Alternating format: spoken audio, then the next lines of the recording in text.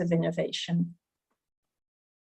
I think I've nearly said it all in that sense. The opportunities that I see here are there are two types of opportunities. One is for the higher education system in itself. Higher education, we know, builds up individuals, it builds up future citizens, it supports values. That is one point. Education needs to be quality and inclusive. So these are targets.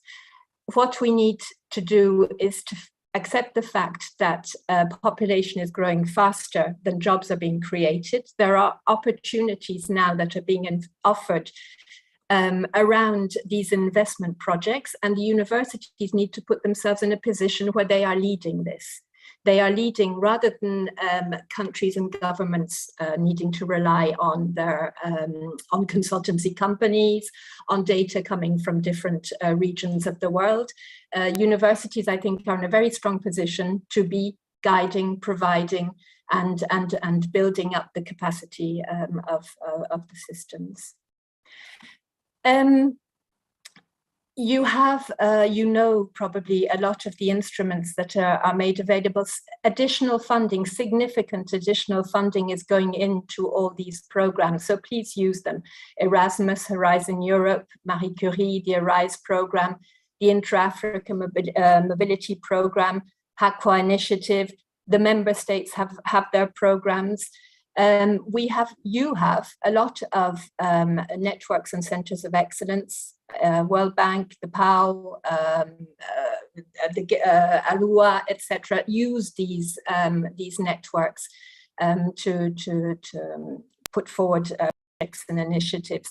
And then at national level, the European delegations can be a contact point for you. But I would really recommend strategizing your approaches on how you can contribute to this important agenda for Africa. Thank you very much.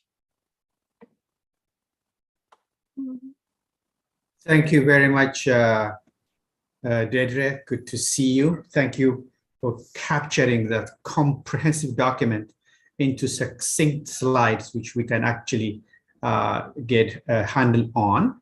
At this stage, I will invite Professor Oyewole himself to give us his opening remarks.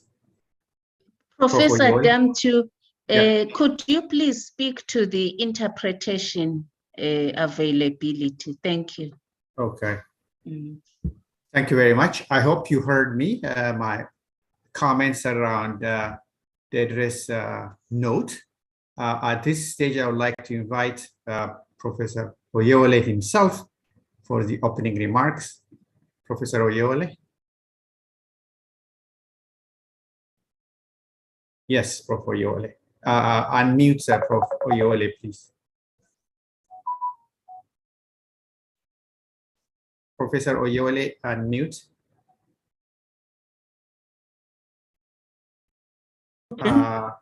Yes. Thank you very much. Thank you. I will want us to follow the program that we have set up for this meeting. Following the welcome remarks which you have made, and which I've also made some comments at the beginning, Deidre, we want to thank Deidre for the very comprehensive presentation she's made. I think at this time, we just need to call on the next speaker from DAAD, and followed by the African Union Commission before it will not get to my turn to speak. Thank you.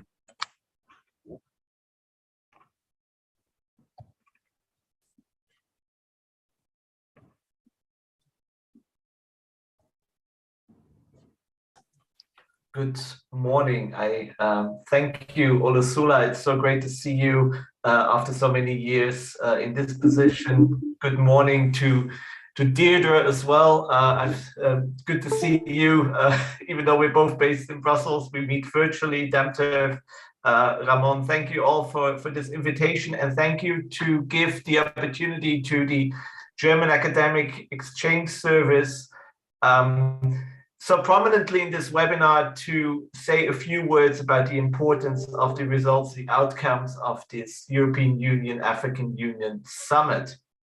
Now, the German Academic Exchange Service as an organization is very much, of course, encouraged by the outcomes, because they place higher education, research, and innovation at a very central role to achieve global outcomes, to achieve progress, to strengthen the community, to strengthen the cooperation between the continents. And we welcome that very much.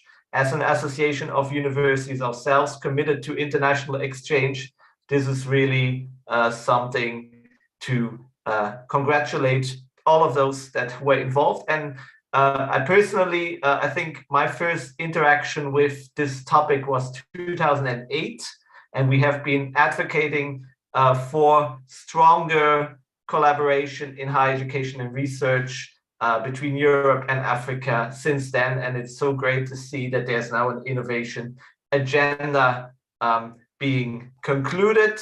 And I think that's really something to look forward to. Now, what does that mean in practice? I assume this is a background noise. Everybody can hear me, right? Just not? Okay, good. Otherwise, I would be speaking into outer space. So the development of instruments that match the ambitions formulated by the summit is, I think, something we all need to reflect upon. There are a number of instruments mentioned in the documents. Deirdre, you also referred to some of the activities. However, I think if we go through the spirit of the text and the ideas formulated, we will notice that there might be some gaps in the instruments. There might be some difficulties in addressing everything that the ambition is. So I think the work to be done now is to fill the ambitions outlined in the summit's document with concrete support mechanisms delivered by existing instruments such as Erasmus Plus and Horizon Europe, but also with maybe new initiatives, new support mechanisms that are also part of the work that, for instance, the DG that Deirdre Lennon works for, INPA, the International Partnerships, which has a long tradition in working in the education field, but unfortunately not in the higher education field. So I think there's also a scope for peer learning within the European Union and the European institutions on how higher education and research can be integrated in this international partnership approach. So that's something where I see an opportunity, but also quite some task ahead of us. What is important is that, and I think this is also something where we need to seize the opportunity, because it has been acknowledged by what Deirdre said. It's not just an agenda between the European Union and the African Union. It's also an agenda by the member states, the unions, but also if you go break down, it's not just the member states, it's also each and every one of us, the institutions, the higher education organizations, the researchers, the students that can benefit from us. It's like with European integration, it's not just the European Union, it's all of us. And I think this is really something, if we transfer it to the topic of today, the summit results, if we want to bring them alive and make them productive, we have all to work, we all have to work with them, and we have to grab them and take them forward in many occasions. And I think this webinar is an excellent opportunity to do so. While doing this, we need to also ensure that there is complementarity and that we build upon existing initiatives. So as an example, of course, the AD has been working in the field of higher education cooperation with the African continent for many years.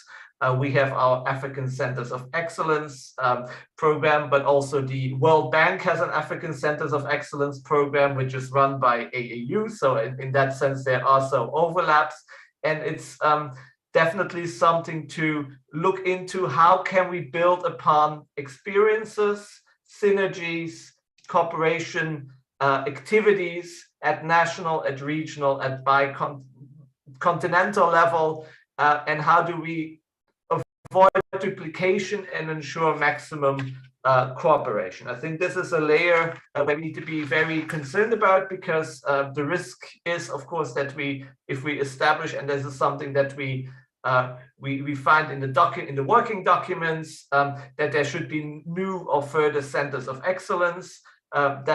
You can't have enough centers of excellence I mean, this is an important topic, so I welcome the fact that there should be them, but we should learn from experiences. We should try to see how they complement each other, and we should really try to maybe also then even make this initiative even better and bigger than every other initiative that has been before. Which brings me to the honest involvement of stakeholders in every type of process. And I think this is something which I'm confident that this will happen, because it's already a fact that we've been talking. And I think there's no other process between continents, between Europe, the European Union, and other regions worldwide that has such a broad scope of consultations, involvement, projects ongoing. I personally am involved also in working with Southeast Asia. And to some extent, I would wish that there would be this type of forum as we have here, involving the higher education sector with ASEAN. So this is really something to build upon. It's an opportunity that we seize this stakeholder dialogue and take it honestly and earnestly, and to move the higher education and research community into becoming actors of our bicontinental collaboration. We can do so, as I said, if we have the matching instruments, and we can do so if we have a clear focus on impact. So we need to deliver tangible results that improve the educational experience of students, the professional expertise of researchers, and in the end, solving common problems, be it tackling climate change, be it the question of nutrition or food security. All of that is something that belongs to the realm of the outcomes, on the reason why we cooperate. And I think we need to have this focus on what can we achieve together at the back of our minds, but also always in front of us. So let's work together. I think from a German side, many institutions are interested and motivated to do so. We've had our national feedback round already last week. We are preparing our contribution to the consultation that is ongoing until early May, as an organization active in the field of cooperation with the African continent. And I hope that many of you here present today also seize this opportunity. And I really look forward to further concrete initiatives that bring us together as people, as global citizens. And maybe one last word, because the situation in Ukraine might be far away from your daily situation on the African continent. For us here in Brussels, it is very much nearby, and it really changes the way we operate. And I think we need to keep this in mind also when we want to safeguard our cooperation with our partner continent, Africa, that we do not have this absorption of focus, which is natural because of the crisis we're in, impact our cooperation with the African continent, because it's not it's not an option. We need to come forward and need to continue our collaboration. But at the moment, the situation in Europe is so tense that I do see a certain risk, and I hope that this is something that to some extent is also understood by our colleagues on the African continent. So that's it for me. Thank you very much for listening, and I look forward to further comments on this important development. Just to share with you, apparently what happens is that both the Secretary General and I have different programs. This is what happens when you play with the programs with multiple parties. So my Secretary General and I have different programs. So we will stick to the latest one, which as we have shared with all of you, accordingly, we'll pursue it as follows. We apologize for that, of course. Just to pick up where Michael noted here, we can assure you that the challenge and the problems and the conflict that happens in that part of the world also is reflected all over the world. You have seen the food prices and the issues that are also arising from that. With that, and going back to our latest program, I will invite a welcome remark by Professor Ramon. And once again, we apologize for that. Professor Ramon, please. Unmute yourself. Good morning, bonjour, bon dia, sabaho al-Khair. I have very little to add to what Deirdre Lennon and Michael Herrick have already explained. But as I am an old professor, but with the long experience as senior official in Brussels, I will try to explain to you as clearly as I can the challenge of implementing the African Union, European Union Summit Declaration in the area of higher education from the European Union side. The European Union is not a state, is not an aggregation of states. It's a very peculiar, unique political, legal, and institutional entity whose main characteristic is that it cannot do anything. It can only do what the founding treaties have conferred to it to do, and with the procedures established in the treaties. This means that for the European Union, the main problem is not what it wants to do, but what it can do. Because it is not a state that, provided it is in the framework of the Constitution, can do anything. I insist, the European Union can only do what it can do. So the challenge is that we have a summit between the European Union and the African Union. The summit provided a joint declaration in which the parties, the European Union and its member states and the African Union, express an intention of doing something. The summit declaration is essentially an expression of wish, of willingness, of will. The challenge is, what can the European Union do? Can, I insist, can, what it is able to do. And the problem is that what it is able to do has already been decided in June last year, because it was in June last year that the regulation establishing the policy of international cooperation for the European Union was approved. And this regulation has not been changed by the summit. It remains. So, as I have written very summarily in the chat, the problem is how to fit into the regulation the statement of willingness of the summit declaration. And believe me, this is not easy. This is a tremendous challenge, not only for all of us passionate of higher education and passion of cooperation with Africa, but it is an enormous challenge for EU good faith officials like someone we have here, like Mrs. Deirdre Lennon or Claire Herman, that have to discover how to fit into the 78 pages of thick small letter of that regulation you have in the chat, the general statements of the summit declaration. Believe me, this is tremendously difficult.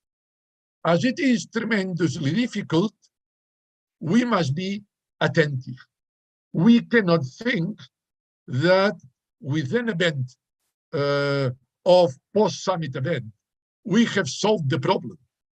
If we do not remain vigilant, attentive, with a continuous attention to the implementation of the summit and of its declaration, I guarantee you, the willingness will leave its place to what can be done. And in a few weeks, everyone will continue to think on what is in the rule book, which is the regulation, and everyone will have forgotten the summit.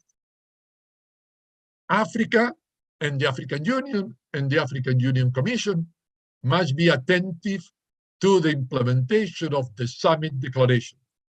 The AAU must be attentive.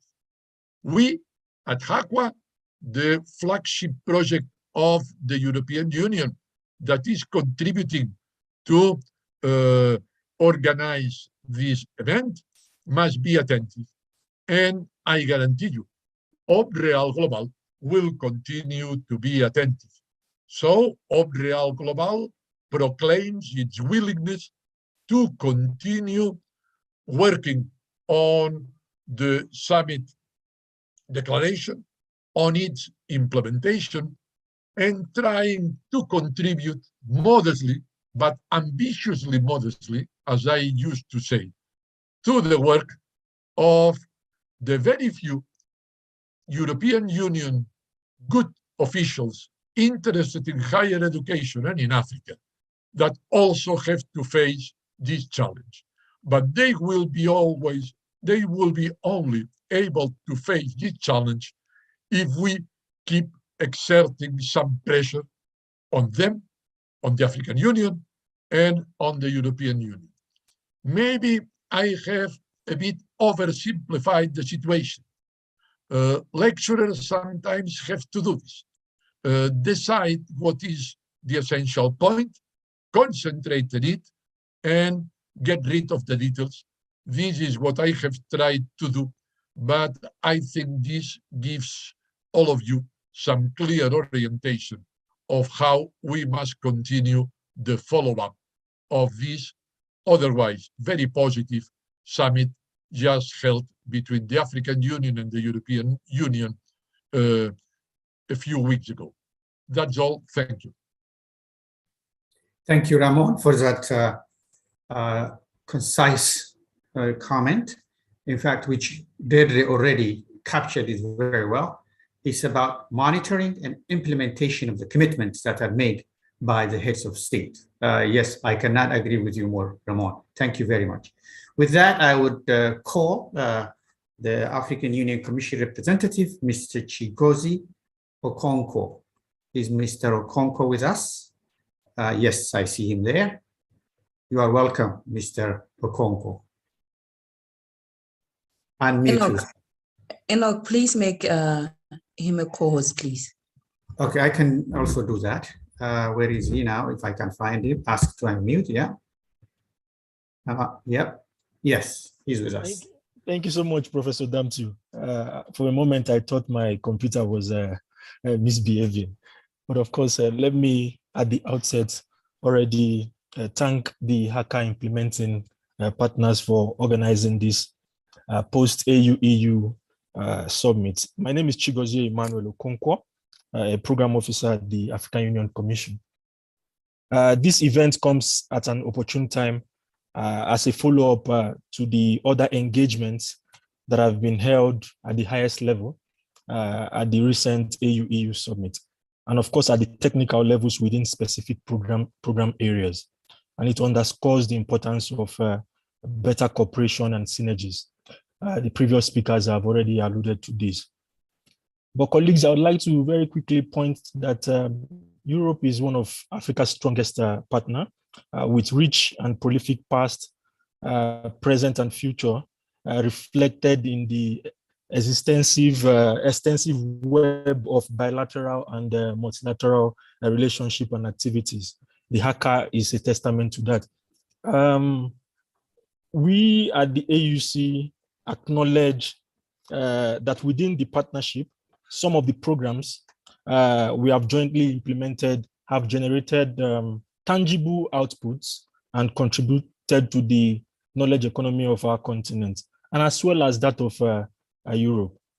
With the EU-Africa cooperation, concrete aims were identified within the implementation action plans based on our common priorities, thereby strengthening our cooperation. Higher education is a common priority. Research and innovation is also another common priority. For us at the AUC, this was a direct and innovative way of implementing the Agenda 2063, the Continental Education Strategy, as well as the Science, Technology, Innovation Strategy for Africa, STISA. In the area of higher education, our cooperation have a strong focus on supporting continental approaches that feeds on regional integration processes in Africa, be it through the harmonization of education systems, quality assurance, mutual recognition of qualifications, sharing of best practices, or even mobility. There is a strong demand. We recognize that there is a strong demand from universities across the continent and in Europe especially to strengthen the capacities and tools provided to the African counterparts with whom they have long-lasting relationship. Europe has a unique experience in harmonization of education programs at continental level. It is our hope that this experience will continue to be useful to the African continent. Colleagues have mentioned the importance of strengthening existing initiatives in the higher education sector, and I want to re-echo that. Existing initiative in higher education delivers upon the priorities of Agenda 2063 and other policy and technical documents within the African Union, especially as it relates to higher education. More importantly, it serves the objective of the African Continental Free Trade Area by facilitating the free movement of persons through creation of common standards and procedures for mutual recognition of qualifications, thereby facilitating mobility. To ensure that these collaborations deliver on the best result, we of course continue to count on the existing structure of partners to secure and continually secure the technical assistance, while the AU continually galvanize the political endorsement and participation of relevant stakeholders, particularly the member states. As it relates to institutional sustainability, the initiatives that we have embedded mechanisms to not activities under HACA. Institutions' capacities are being built, be it through the numerous rollouts of quality assurance, best practice sharing, or exchanges that we've seen under HACA. We've also seen that it also creates platforms that facilitate the contribution of African expertise to the technical know-how through exchanges within institutions and among key stakeholders. The AU will continue to play its role in coordinating this pool of expertise and stakeholders under the continental umbrella and fostering further contribution to the initiative. On the fundamental question that was posed as to what is the next steps after the summit, and of course the agenda for higher education, I think my position on this would be for us to really promote the uptake and upscaling of existing initiatives. We have seen, like I mentioned earlier, the tremendous results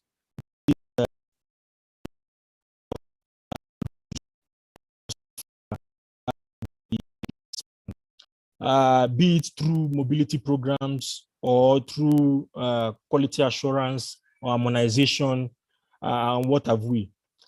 We think that that is the best way to go. In addition to that point, we must also continue to strengthen synergies and delivery of results through the following. One, we must agree on concrete priorities. These are the stakeholders of higher education on the core. If we collectively agree on the concrete priorities, we can push for those priorities. We must facilitate engagement with member states particularly. We must leverage on strategic linkages with related continental initiatives. We must not act in silos. We must work together. We must increase joint communication and visibility of these existing initiatives.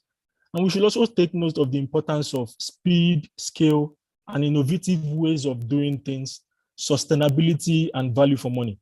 To conclude, let me reiterate that the AU-EU Summit has shown in clear terms the partnership built on mutual respect and accountability, shared values, equality between partners, and reciprocal commitment. For us at the AUC, we'll see to the implementation of those visions shown in the declaration. Our experience and wealth of ideas would, of course, put into will give us reasonable to-do list of concrete actions that we all, as critical stakeholders of higher education, should take forward in our respective capacity. Let me end by, of course, once again, thanking each and every one of colleagues, the implementing partners, be it the Association of African University, through the able Secretary General, Professor Oyewole, and of course, Professor Ramon, for leading this narrative of making our higher education landscape a better place. I thank you so much, Professor Damtu. Over to you.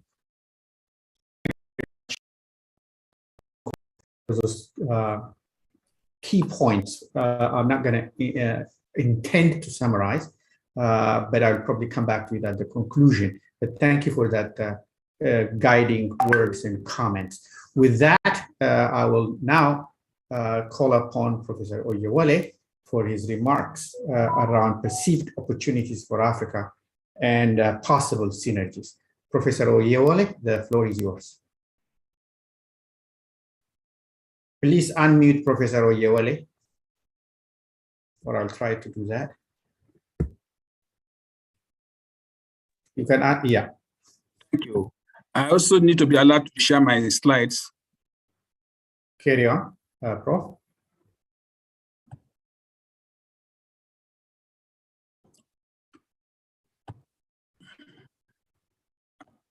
Prof. Oyewole is in the process of sharing his slides. Please bear with us. Yes, we see the slide. Okay. Thank you very much. Would you put it in a view mode, Prof. Oyewole? Yes, good. Thank you very much. My intention in this presentation, they are twofold. Firstly, I want to look at the contents of the summit as it relates to higher education and especially universities.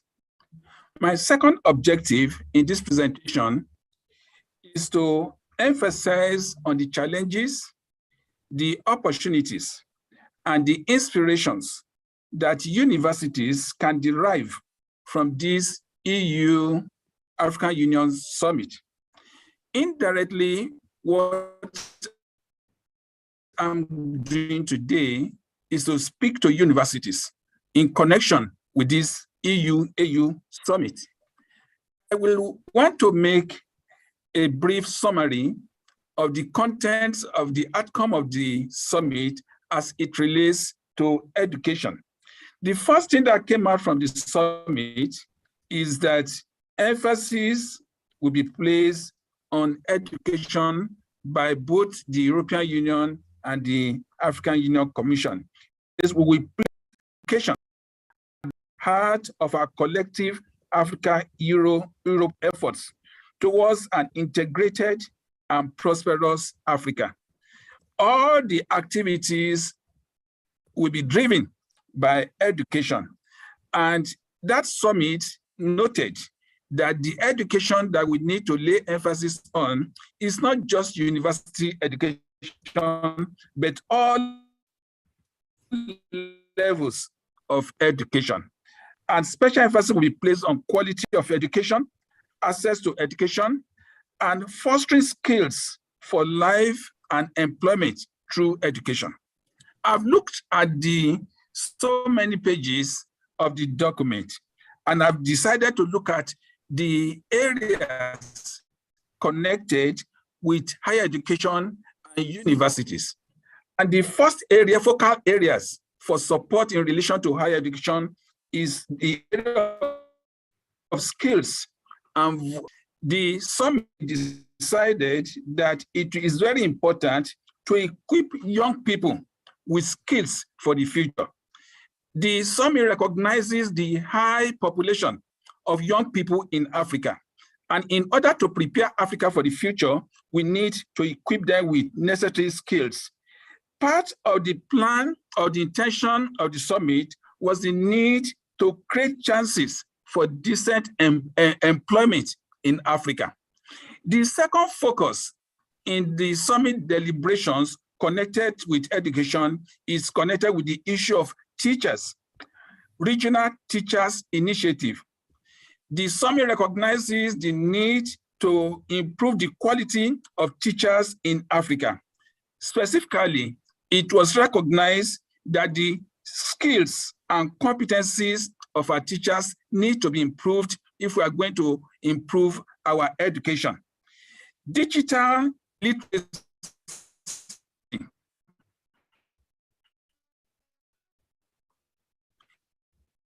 bear with us. Area that was upon area of focus.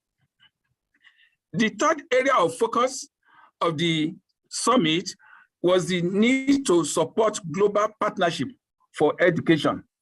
It was necessary that to transform higher education and indeed education in Africa, partnership is very important. And the type of partnership I recognize is not just inter-partnership. We need a South-South-North collaboration to drive education in Africa. And lastly, the summit recognized the need to support youth mobility for Africa. These are the four major areas that I see the summit discussing and agree on in relation to Africa. Now, after looking at the summit, I will now want us to look at ourselves as universities and higher education people. What are the implications of this summit for those of us who are in the university system? One, the summit is speaking to us that we need to improve ourselves in three important areas. Number one, quality. Number two, skills and competencies. And number three, employability of our graduates. Universities need to look at three important issues and see what they can do to ensure that their university programs meet three important issues. These three, to me, are the major implications for higher education. Now, after looking at the implications, I now decide to look at the opportunities that can be derived by higher education through this EU Africa Summit. And I'm seeing four or five important opportunities that universities and higher education need to connect themselves to. The first one is that universities need to connect themselves to issues about skills and competencies of their graduates. When you read the summit, reports, emphasis appears to be given to TVET, to the extent that if universities fail to ensure that they inculcate TVET contents into their learning outcomes, universities may no longer be relevant. And that is, for this, is very important that universities in Africa should review their curricula. The second thing that universities need to do is to promote some strategic learning outcomes that can help their graduates to become employable. So issues about skills and competencies are opportunities that our university can derive. We should be concerned about youth employment skills. These are well discussed during the summit. The second opportunity that I believe that universities can derive from the outcome of this summit is the need to focus on quality and quality assurance process. The summit made one important recognition that we need to strengthen internal quality assurance mechanisms in Africa. And especially now, after the pandemic, there's a need to develop digital strategies, tools, and policies to implement quality assurance systems. It is in this context that I believe that the AQRM, Africa Quality Assurance Rating Mechanisms, that have been developed by the African Union Commission need to be emphasized. It's an instrument that can help universities and higher education to improve their internal quality assurance mechanisms. The third challenge or opportunity that the summit is posing to universities is the area of research. One of the lessons of COVID-19 to Africa is the need for Africa to focus on research that can move their development. For us to have African-based research, for us to be able to solve some challenges facing us. That summit identifies some research needs that Africans need to commit themselves to. We need research that can help us to overcome the challenges of climate change. The summit also recognized that we need to emphasize to focus our research on food systems and agriculture. And the summit believes that there's a need to support what I call STEMA, science, technology, engineering, mathematics, and the arts. And indeed, for universities to be relevant in our society, for universities to contribute to the development of Africa, science is one of the tools that we need to commit ourselves to. Number 4 opportunity that I see through the summit is the need to support academic mobility schemes for Africa. The summit recognizes the need to support youth mobility. And I believe I can read into it that when you talk about youth mobility, you're also concerned about transferability of credits from one institution to another and recognition of certificates and diplomas across Africa. And it is in this wise, I believe, that Africa needs to develop what we call the African Credit Union System, the qualification frameworks for all areas and levels of education in Africa. I'm aware that we have the Addis Convention for recognition, comparability of certificates, diplomas, and degrees. These are areas that I believe the African Union need to commit themselves to. Thank God for the presentation made by the African Union Commission. They've said that we need to re-emphasize what we have been doing before. These are schemes that we started before now, which we need to improve beyond what it is. We also need the African scholarship schemes, similar to what is happening in the Erasmus program. Student mobility and academic mobility are very important for such a time as we are in now. If I'm going to summarize the opportunities that summit is posing to African higher education system, it is in this my 5th recognition. And that number 5 is that there is need for new innovations in African universities. Every one of us listening to me today, we know one fact. University no longer have the monopoly of knowledge and learning. Now people find it easy to do short-term virtual courses and acquire some skills. It is very important that our universities respond to the need of this time. And that's why One of the activity recognized in the summit is the need to promote digitalization. Universities should promote the digitalization of their education system, digitalization of their learning systems, digitalization of research and access to education. So it's very important that we ensure that African universities become innovative universities. There are some special innovations that are necessary, that are ongoing, which we need to commit ourselves to. Artificial intelligence. We need to look at the issue of blended and hybrid courses across institutions in Africa. This is very important for us at such a time as this. Our universities should encourage open education resources, which can make our students to learn beyond our own institutions. And then we need to encourage open science. All I've just said in this presentation is that the summit is very important in that it has emphasized the political collaboration between the European Union and the African Union Commission. But for us as higher education institutions, we need to derive inspirations from this document and ensure that we are relevant to the development of Africa. The need of Africa today is the education that can help us to get the Africa that we need. And I believe that from all that I've said so far, that universities should commit themselves to improvement, the promotion of skills and competencies. We should promote quality and quality assurance.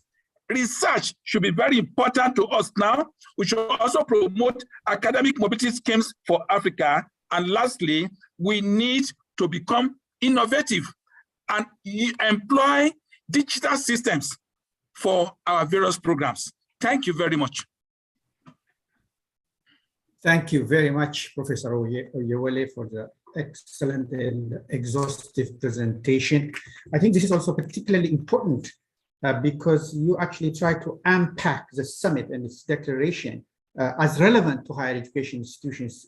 Typically, they often tend to be oblivious to these multilateral regimes. And thank you so much for that, Professor Oyewole. Now I will call upon Professor Albert Segiumba of the Association for the Development of Education in Africa. The floor is yours, Mr. Albert.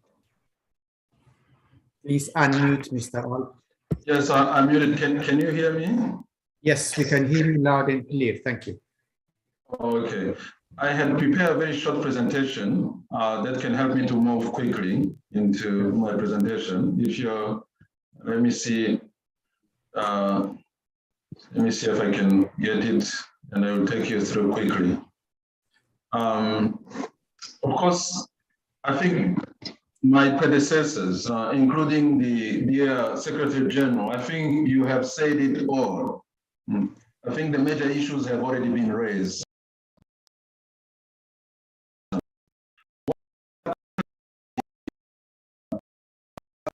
The EU, to me, let me bring in another way of looking at the situation we are in, so that we can better position ourselves vis-a-vis partnership. What I believe is important in a partnership, it has to be a win-win situation. And for one to make sure it's a win-win, there has to be some level of strength. Otherwise, a partnership will not actually sustain. If one side is weak, the other one is strong. So how do we make sure we position ourselves?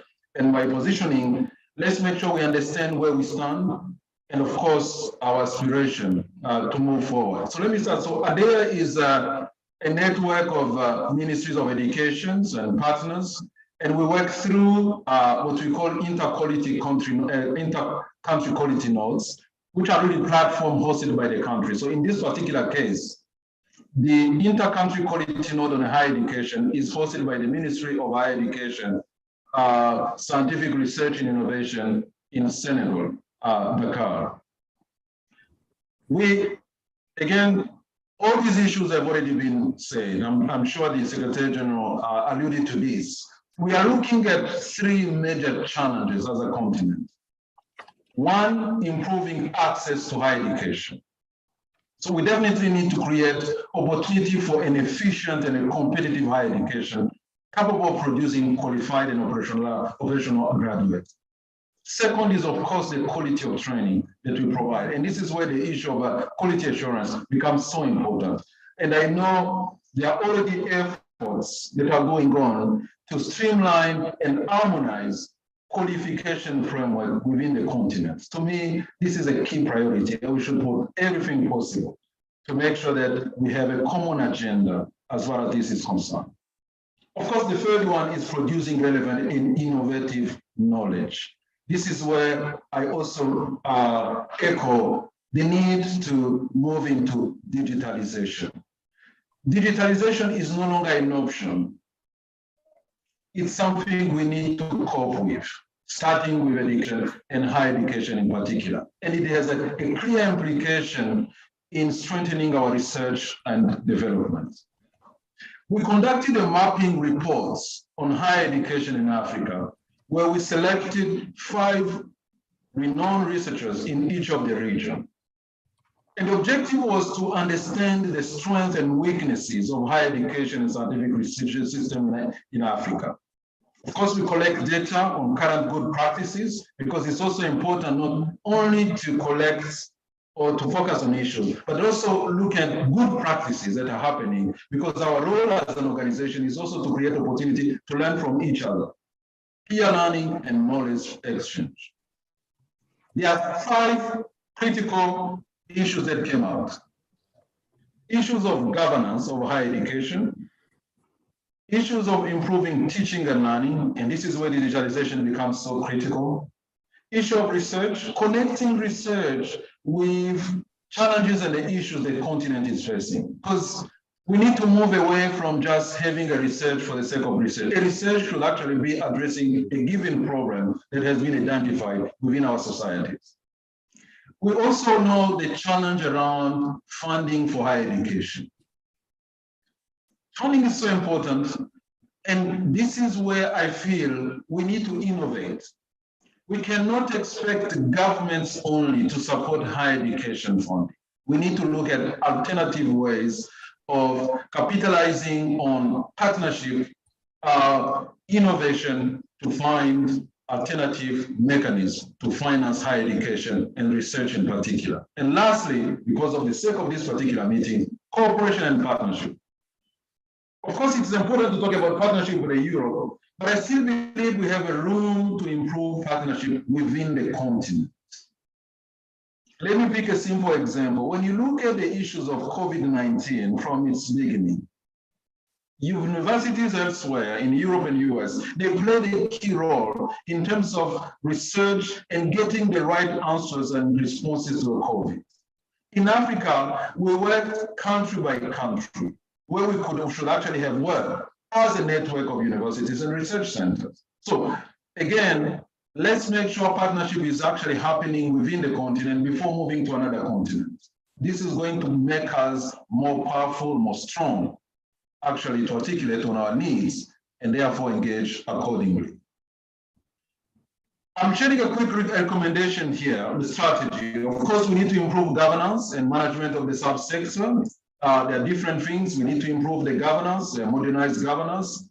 We need to have strong information system and planning tools, so critical. And therefore, we need to strengthen quality assurance bodies. This is where the continental regional harmonization of qualification framework becomes so critical.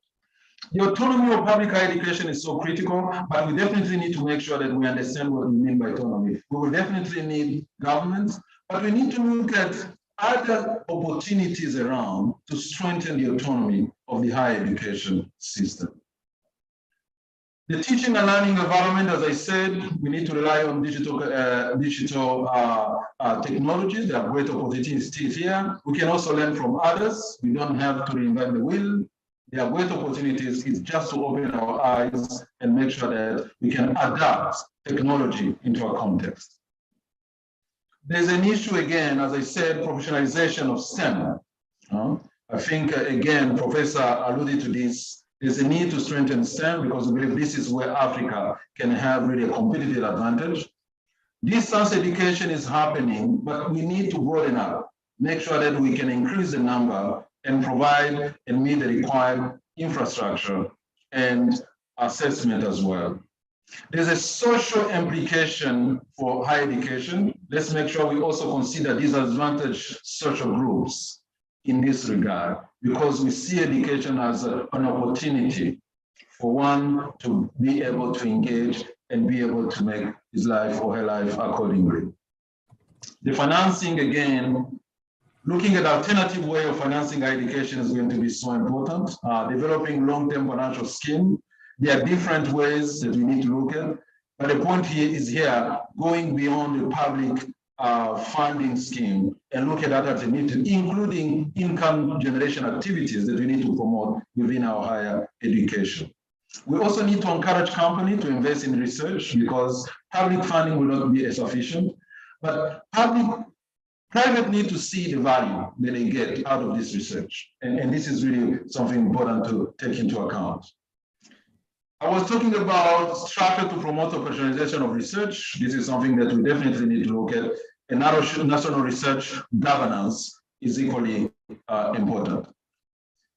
We have conducted a strategic framework to look into where this inter-country quality need to go, what we need to promote. And you can see one of the areas that we would like to promote again is the possibility for engaging with technical and financial partners to see how best we can support universities working with other partners, including the AAU. So in conclusion, Africa development highly rests on higher education system, and it can play a very important role. And there are here three important things we need to look at. Contribution to human capital development, because when you look at the Africa free market trade area, there's a single thing that is so critical. For it to succeed, we need to make sure our universities and technical vocational training centers produce the qualified manpower that will support this integration, this continental integration. So it's so important that we attach an important thing on that.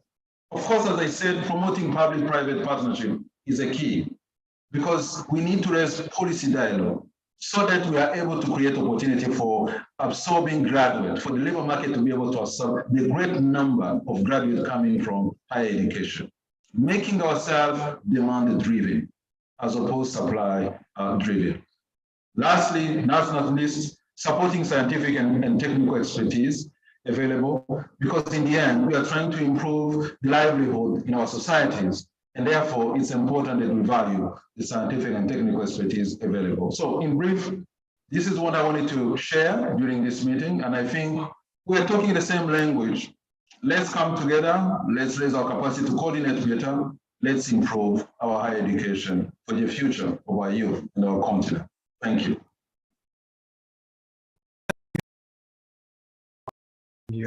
Mova, I hope I didn't torture your name. No, you try your best. Thank you for that. I just thank you for that comment, which was actually aligned to what Professor Oyewole was articulating already. But just one thing caught my attention in terms of research. You said research for the sake of it. I'm not going to be belaboring this issue, but probably we'll bring it up later. But it is also very important for Africa to look at the critical importance of fundamental research and basic research. I'll make, with that comment, I will move on to Ms. Catherine Ngila of the African, what is it? Academy of Sciences. Academy of Sciences, AAS. I always refer to it as AAS. So African Academy of Sciences. Catherine, it's yours. All right, thank you. And just allow me, of course, to present and, of course, to share the slides. And so let me first say good morning, good afternoon, good evening.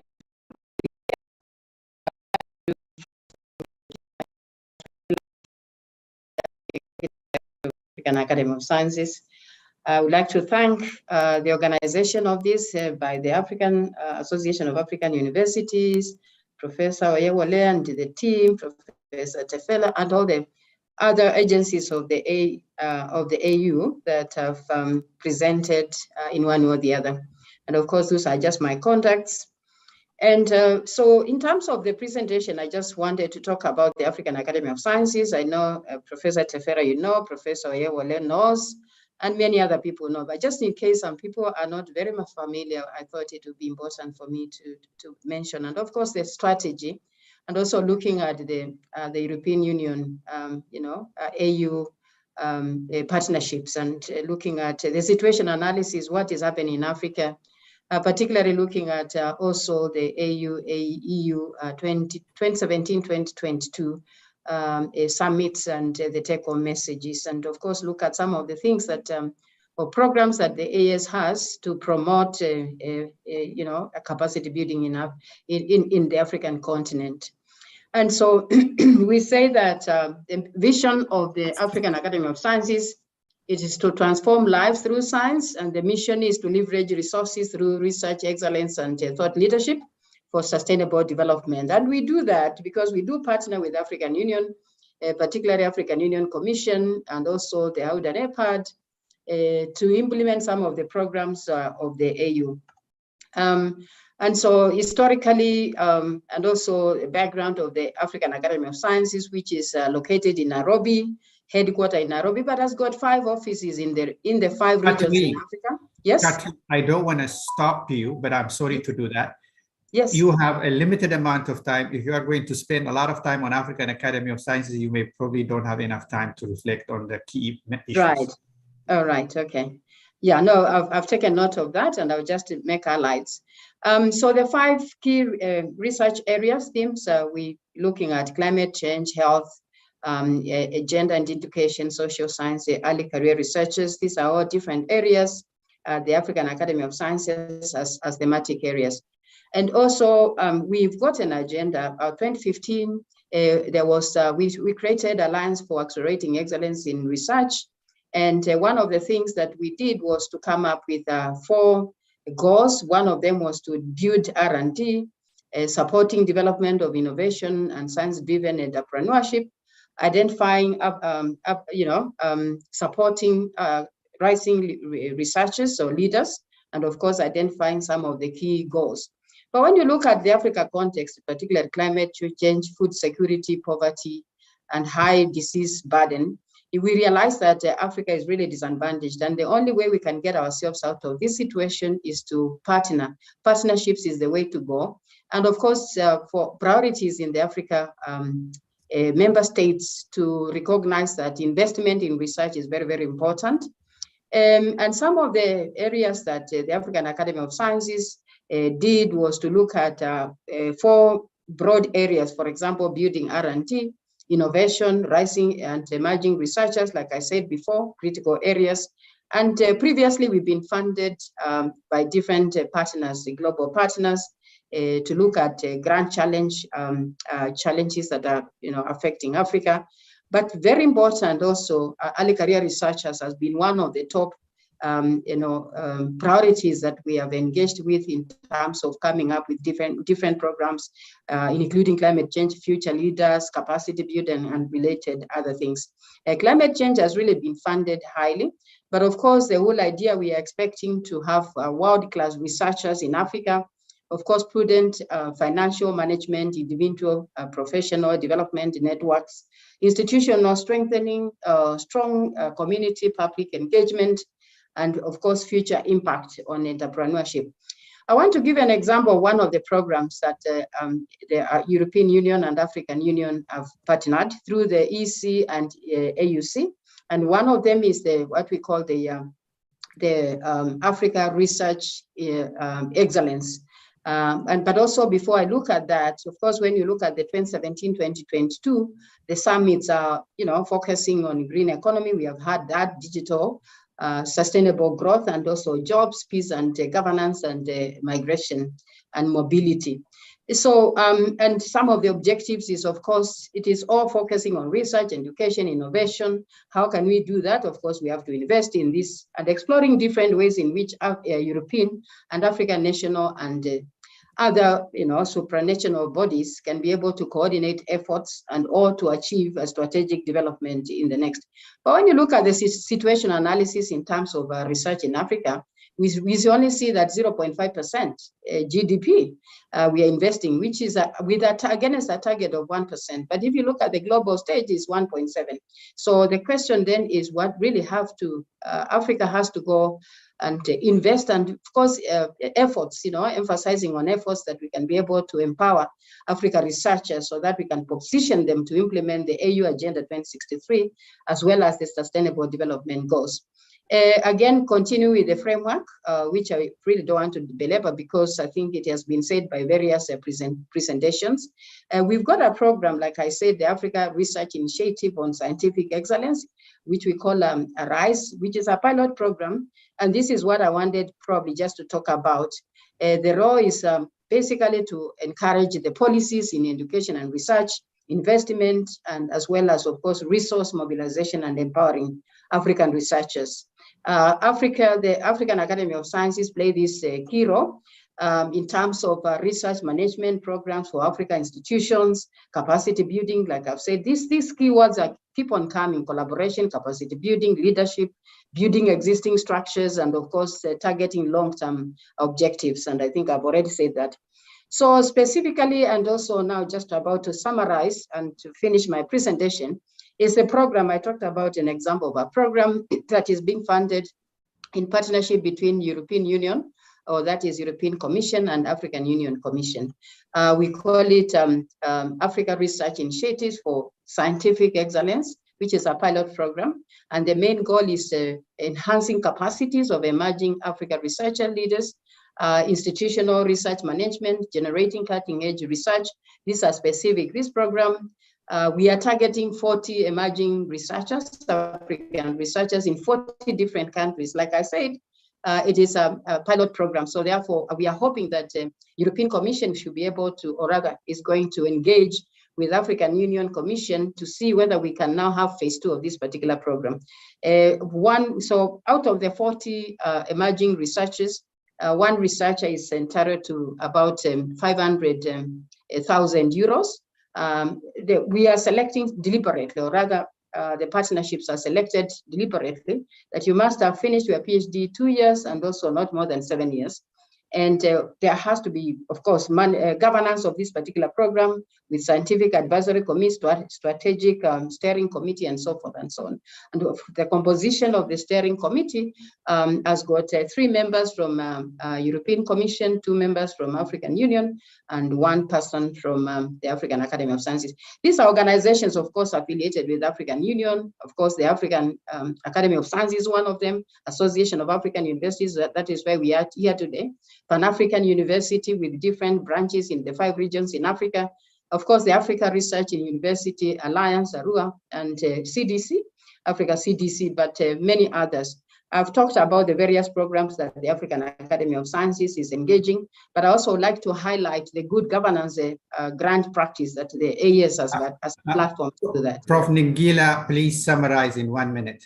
Yes, finished. So how do we implement partnerships? Hosting, workshops, conferences, disseminating and sharing experiences, joint project implementation, arranging meetings and workshops, skills training programs, and who is going to be involved? Of course, research, education, innovation partners, policies in both Africa and Europe, stakeholders in Africa, obviously, and developing policies.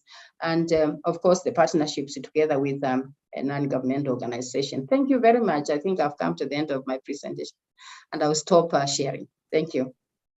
Thank you very much. Yes, thank you very much, Prof. I appreciate that. Sorry for pushing you a bit. Not a problem. All right.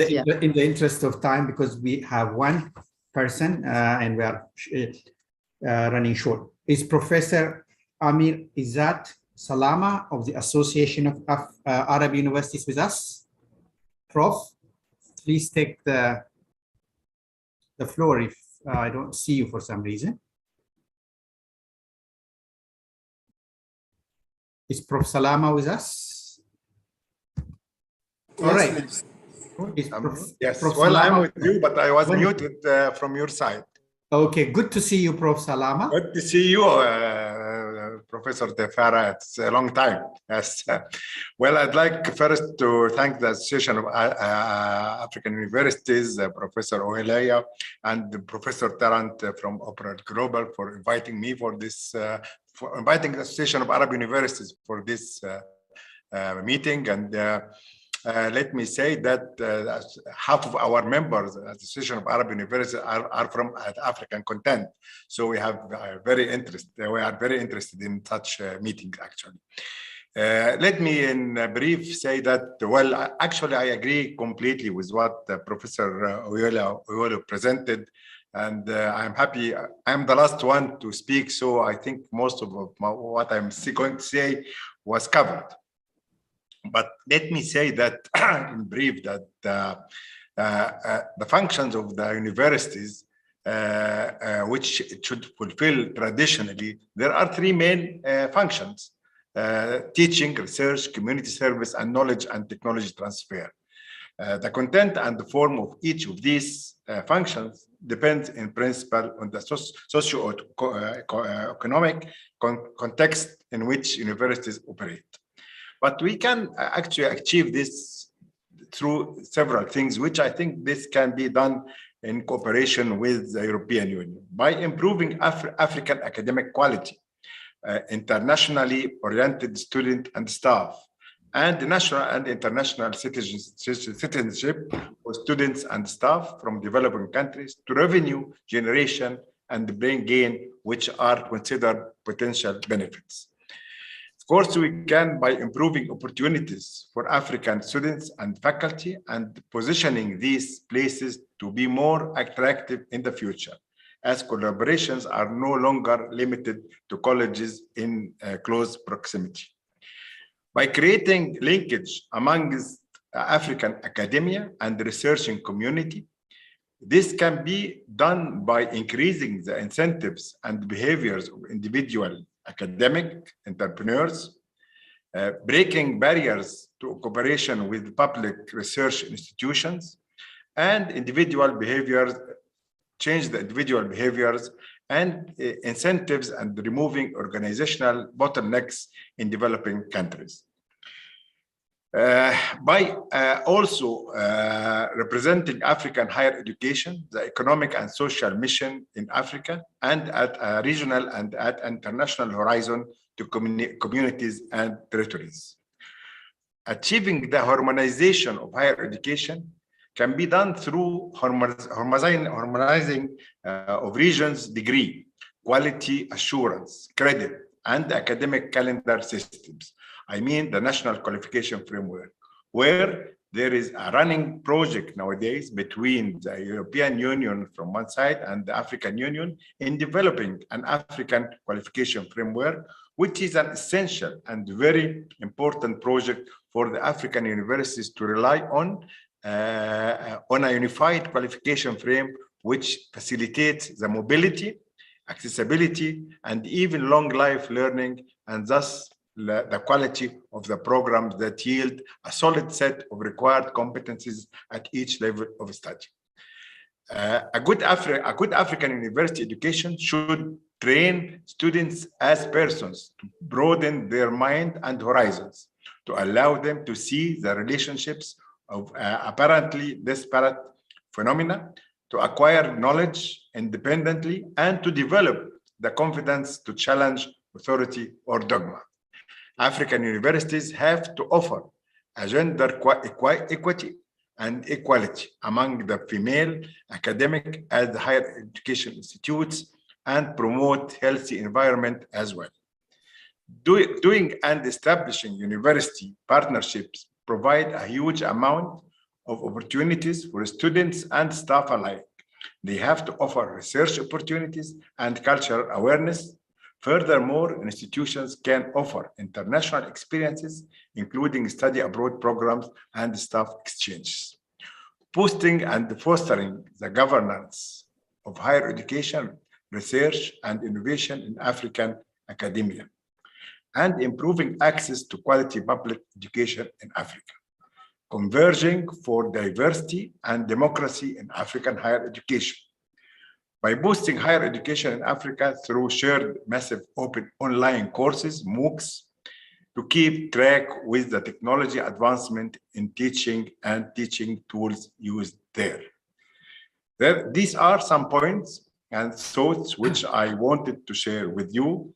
And I think that I was very brief with you because of the time, and thank you very much. Thank you, Professor Salama, for being conscious about time and also for your excellent presentation. I apologize for the background noise. Listen, we are exactly on time, but I still have 1 minute before the concluding remarks. I don't think people would be unhappy if we pushed it for the next 5-10 minutes. On that account, I would entertain a couple of questions. Not necessarily I monitors the screen for any questions. Colleagues, help me here. If there are any, yes, I see a hand from Mr. Mekusi. Please introduce yourself and a quick question. Mekusi, he's gone, or I don't see a hand anymore. Right. If that is the case, I will probably offer an opportunity. Okay, Mr. Mekusi is back. Please unmute him. Let me try to unmute him. Unmute yourself, Mr. Mekusi. Okay. Yes, a quick question, Mr. Mekusi, and who you are. Thank you very much. Yes, my question is very simple. There is the need for us to practically relate to challenges and solve a problem, collaborate as part of practical solution in the area of skill acquisition. How can we achieve that? Thank you very much. I see another hand from Mr. Gaspard. Mr. Gaspard, who you are, and just a quick question to us. Thank you very much. I'm called Gaspard Banyankimbona, and I'm the Executive Secretary, Inter-University Council for East Africa. So I want to thank the organizers of this particular meeting, and it's quite very, very interesting. I expected to get time to be able to deliver a message from Inter-University Council for East Africa, but I didn't get that opportunity. Okay, so, hold it, Mr. Gaspard. Let me give you that opportunity of an extended time to do that. We tried to reach you, but apparently there was some breakdown of communication. So let me give you this opportunity to do that, but not a long speech, if you don't mind. No, definitely. In fact, I wanted to just extend and say that my submission was likely preempted by the presentation from Professor Oyewole and the other speakers who had spoken for higher education in Africa. But then I wanted to maybe be focused not on the whole Africa as they did, but on the East, the East African community where we are based and where is focused our mandate. So we've seen the opportunity of the EU African Union Summit as a great opportunity for us as it focuses on what really is in line with our strategic plan, which was just approved December last year.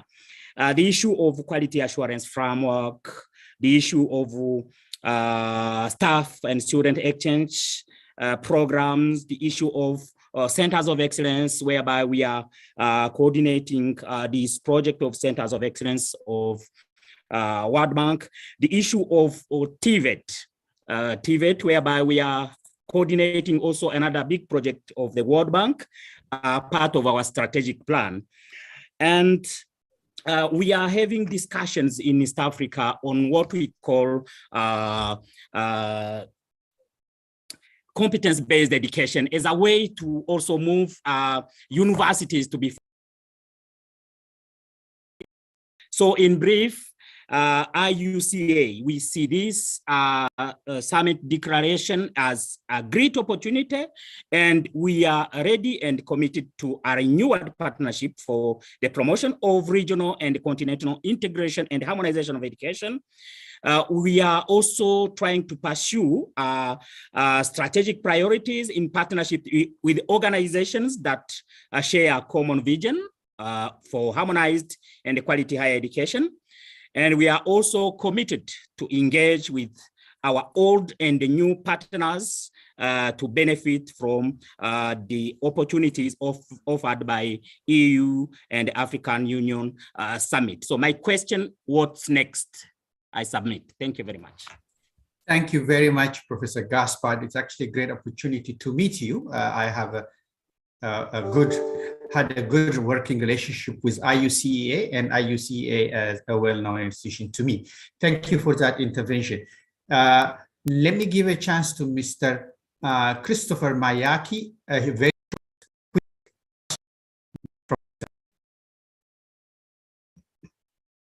please, okay, let me try to unmute him.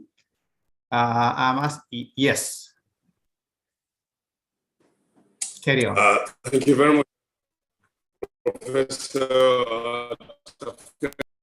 all the champions of a better African higher education. My name is Christopher Miyaki. I'm the Deputy Executive Secretary of the National Universities Commission of Nigeria. I bring the warm felicitations of Professor Abubakar Adamu Rashid, the Executive Secretary, and those of the 208 universities that currently make up the Nigerian university space, to congratulate the AAU and all the organizers, and to re-echo the deep sense of gratitude that we continue to feel for your recognition of the NUC and the Nigerian university space, and to say that we align ourselves, totally, with the resident directory, the expected outcome of this meeting, because it is happening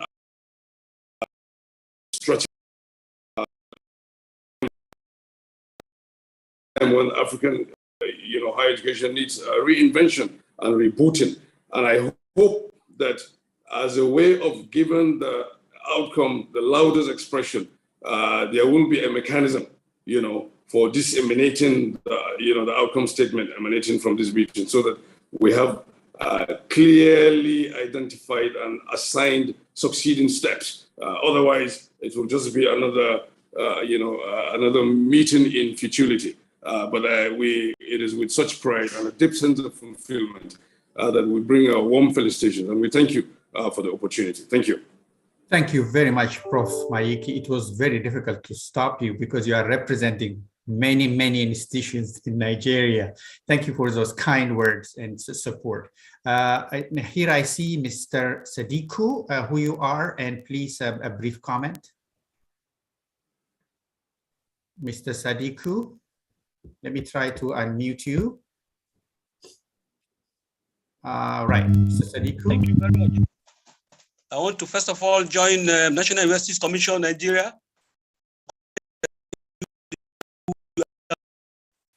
I want to start from the aspect of harmonization and internationalization of African programs, university programs. It has been an age-long agenda that we should harmonize even at West African universities and at AAU to internationalize our programs. I want to plead with AAU that we need to begin to put timelines for us to be smart, compliant in our internationalization agenda, so that from time to time, we want to know how far we have gone with harmonization, how far we have gone with internationalization, because it has dawned on us that we are facing a new reality that we need to harmonize, we need to internalize in a global village in view of the pandemic that we just recovered from. So we need to put timelines to them. Thank you very much. Thank you very much, Prof. Sadiku, for that concise comment. Now, what I'm going to do, in the interest of time, I will, okay, now I have to allow and a woman, so I would I'll give you that chance, Prof. Ranine. Please identify yourself and take the floor. Okay, I'm muting myself. Thank you very much. A very beautiful good afternoon from Nigeria, West Africa. I'm the Vice Chancellor of Babalola University, a member of Governing Council of AAU, West Africa. It is delightful and also encouraging that such a summit has been organized under the very brilliant leadership of our Executive Secretary, Professor Oyewale.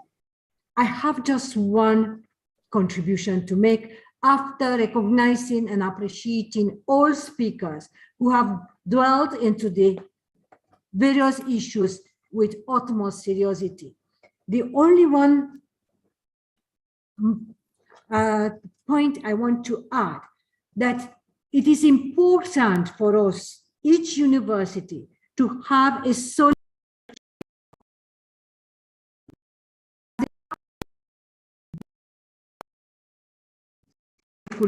research, innovation, delivery, virtually on all the issues that we have covered today. And also the academic planning must work closely with the Directorate of the Quality Assurance, and each university must strengthen each Directorate of Quality Assurance and academic planning. These two must work in utmost synergy for the benefit of all key issues identified. Thank you for giving me this opportunity. I'm grateful for it. Thank you. Thank you very much, Prof. Larinde, for those kind words and the comments you made in terms of academic planning and all the issues of curriculum. We're not going to open that debate here, but thank you for pointing out those key points. With that, what I'm going to do now, I am actually concluding, but before I do conclude, of course, I will give a chance for a 1 minute summary of the presenters. Who wants to take the first shot?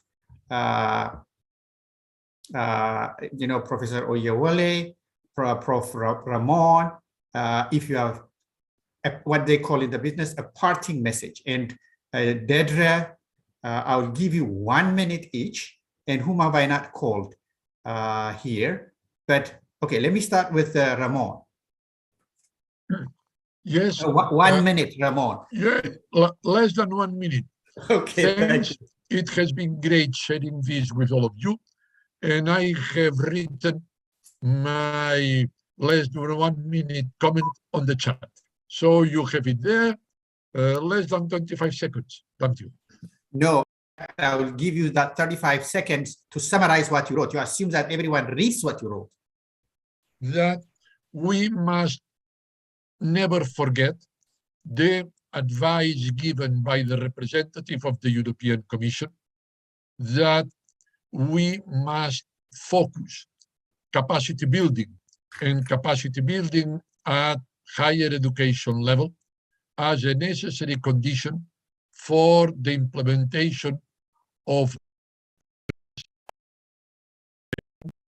at least those funded by the European Union. This is a strong message that we must consider very carefully. Thank you, Ramon. Key messages from you: focus, commitment, capacity. Let me give a chance to Dedra. Thank you. Ramon has taken it from my mouth. Please do remember innovation. I think that's, and Michael mentioned that also, I mentioned that. Agriculture, engineering, industry, collaboration with the private sector, looking out of the box. And there, I think the key messages I would pass, because there's intensive work about to take place. And I think a university should be in the middle of that. Thank you. Thank you very much. The key message for me, Dedra, here is the university is at the center of these issues. As I said earlier, they tend to be oblivious to this, global, multilateral dialogues and regimes. Those are key messages. And thank you so much, Dedra.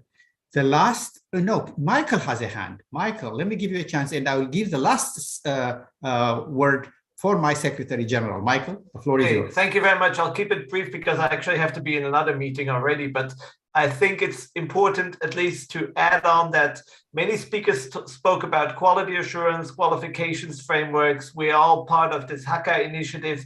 I think it's very important to keep it simple and to keep the outcome focus that I mentioned in my contribution at the bottom of everything we do, because quality assurance is a tool to assure a greater good, and it's important to have it. Qualifications framework is a useful tool. It's important to work on it, but we need to keep the eventual goal of better higher education collaboration, better higher education outcomes, better trained students, better research, solutions to global challenges always in focus, and treat the other things and topics as tools and aim, and not as an aim in itself. Thank you. Thank you, Michael. In fact, this gives me a chance to hand it over to Professor Oyewole, who already spoke about issues of quality, which you already underscored. Thank you, Michael. Now let me give the last word for Professor Oyewole. Yeah, just to say that, just as I mentioned, we need to promote capacity building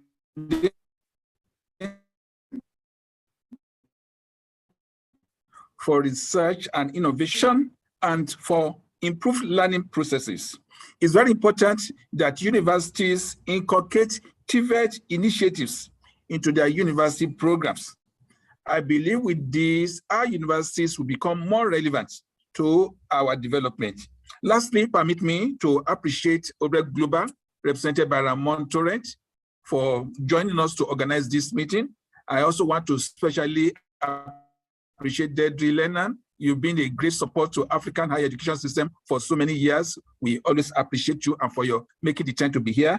Let me also appreciate the representative of DAG, the AAS, IUCA. Sorry, we couldn't get you finally, but nice that you can still make your contribution, and then the Arab Association of Universities. And lastly, to thank everybody present on this forum and to appreciate what you have done. Thank you very, very much.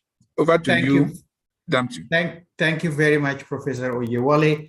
In fact, I'm not going to make a conclusion or a summary, only to say that many of you asked about the presentations, and we will be able to actually send those presentations and the slides to you all, as long as we have your contacts. Just the last word for me is, please keep tuned.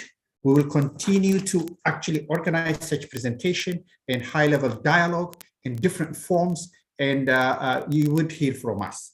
With those parting words, let me say thank you very much, all presenters, and those people who actually ask questions and make comments and feedback, and of course, the participants. With those, I would say goodbye, and thank you very much all.